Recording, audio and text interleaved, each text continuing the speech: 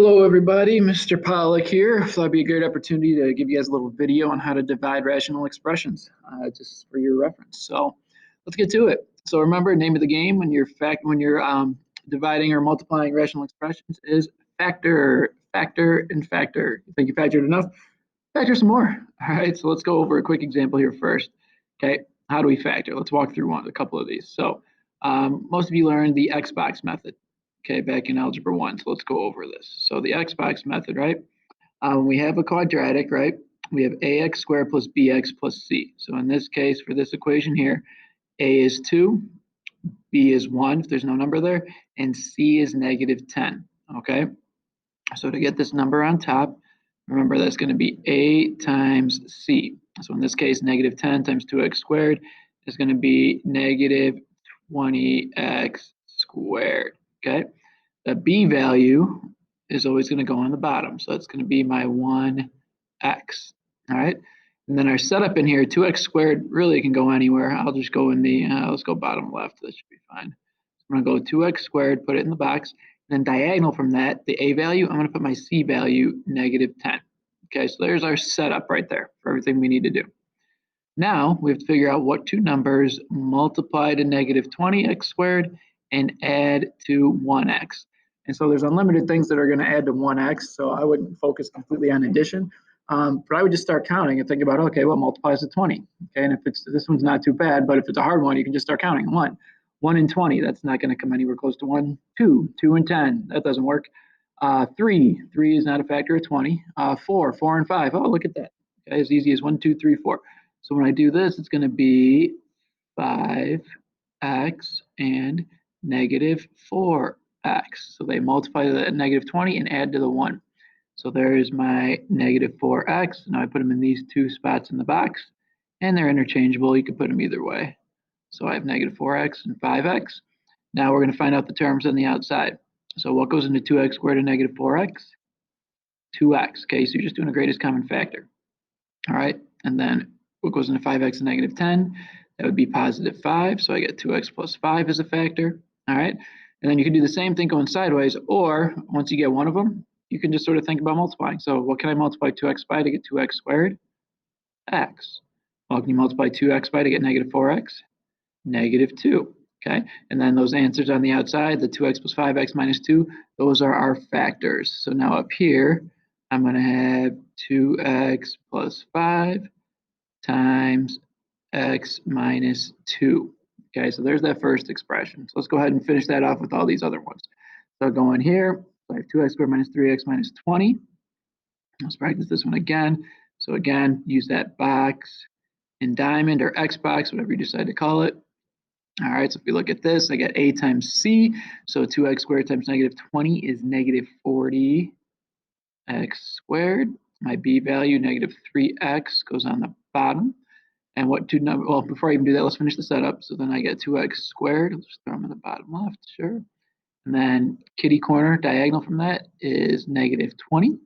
So let's figure out these two numbers that multiply to -40 and add to -3. So you think about that, and you should get -8x and 5x.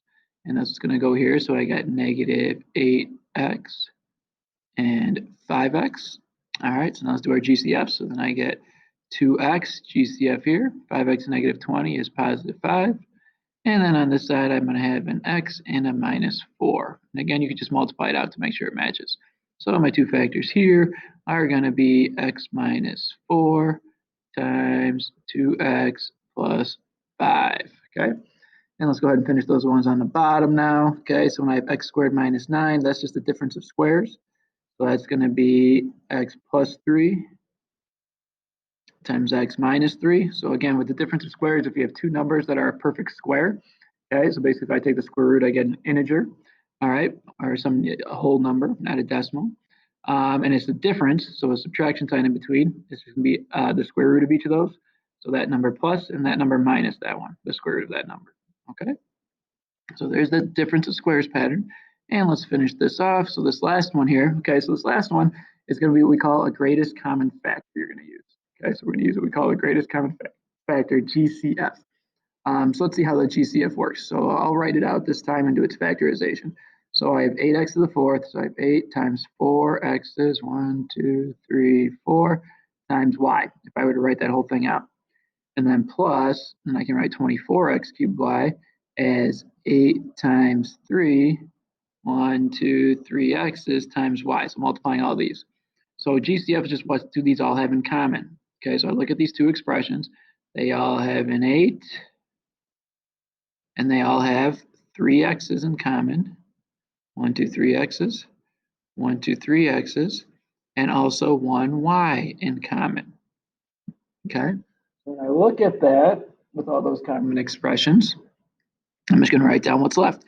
So whatever they all have in common, that's my GCF. So I have an 8, 3x's, which is x cubed, and a y. So I got 8x cubed y. And then what's left over? In the first expression, you see I just have an x. So it's times x plus, the sign stays the same. And what I'm left with here, which is just 3. And there you go. All right. So there's our factorization. Okay, so let's keep rolling here. And let's rewrite it. So now that we have the factors, all right, let's get to simplifying this thing. Okay, so remember the factoring is always all the legwork. All right, so when I rewrite this, okay, I'm just going to go to single color here now. Let's just go black. Okay, what we're going to do first, I'm just going to jump the gun here. Whenever we have division, all right, so like if I have 10 divided by 2, right, I get 5. Remember, that's the same thing as multiplying by the reciprocal. Okay, and that's what we're going to do here. So this left side is going to stay the same. So I have 2x plus 5 times x minus 2 over x plus 3x minus 3. There we go. And now again, I'm making it multiplication. So times the reciprocal. So now what you see in blue here is now instead of being in the denominator on the bottom, it's going to be in the numerator, in other words, on top. So now I have 8x cubed y times x plus 3. And then what I did in orange up here is going to now, instead of being in the top or the numerator, it's going to be in the bottom or the denominator. So let's write those factors down there. So x minus 4 times 2x plus 5. Good. And now that I have it all multiplication, remember we just multiply fractions straight across. So really when I'm multiplying, I'm just going to make this one big honking fraction bar. All right.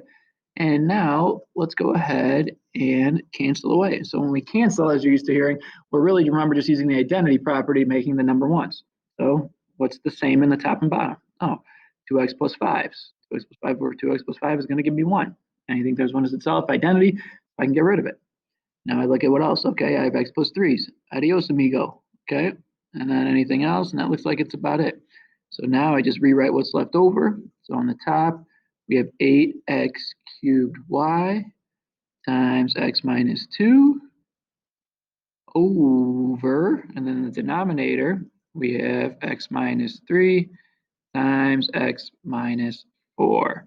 And that's about as far as we can go. Can't cancel anything else, and we're in good shape. Okay, so hopefully that makes sense for dividing rational expressions.